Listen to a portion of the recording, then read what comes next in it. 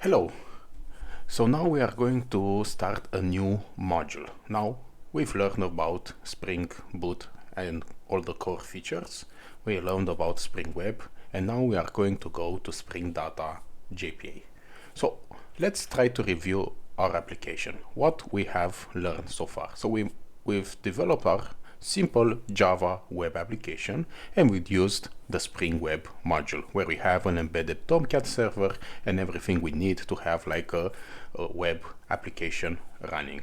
Now we also build a REST API. We build a CRUD REST API, create, read, update, delete, and we also add validation to our API. So like a full functional API which you will normally use in a production server. Now naturally our application is very small. It has only one entity, the people, and we have only this API and we have no relationship, but don't worry because we will learn this. But the problem in our application now is that we don't have persistency.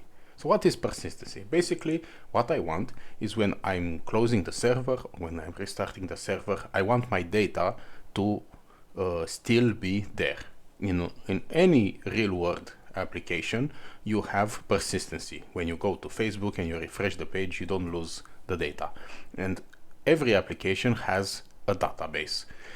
And you not only you want persistency, but you want your data to be stored on an external source. You don't want to be hard-coded in your application. Now it's hard-coded in our application, as we see in that class person.dao. We have all this initialization.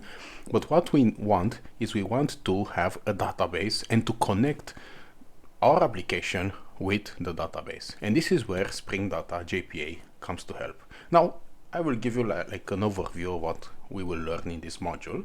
So basically, we will learn about JPA plus Hibernate. JPA is the specification, the interfaces, and Hibernate is the implementation, an object relational model. And don't worry, we'll learn about this.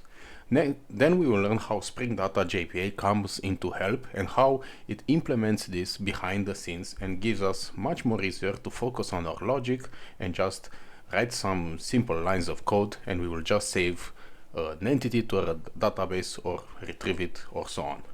Then we will also learn how to design complex relationships. Now this is where you will be doing as a developer and where you will grow as a developer, not just learning theoretical concepts, but also how to design complex relationships. For example, we want our application not just have people inside it.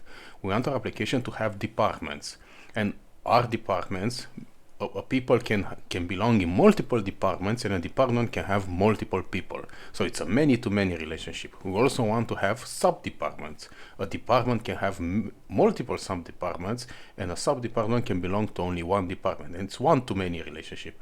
And this is all this complex relationship which you will be designing as a developer on the database level, but also on the application on the backend level. And this is what we are going to learn, how to do this and what is the best practice in doing this. Then you will also learn how to build like complex queries. We'll have in the UI like a form. We'll try to mimic the word case, the word application, a real world application, and we will have like a complex form, and I will show you how you can build complex queries. But first, let's begin with the very first thing and try to refresh our memory to see what is a database. So see you in the next video.